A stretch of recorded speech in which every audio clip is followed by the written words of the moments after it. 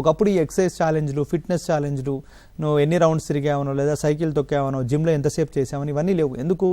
మన పూర్వీకుల్లో ఇలాంటి వ్యాధులు కూడా పెద్దగా వచ్చేవి కావు. ఎందుకు? వాళ్ళు పొలాల్లో పనిచేసేవాళ్ళు, వాళ్ళు ఫిజికల్గా యాక్టివ్గా ఉండేవారు.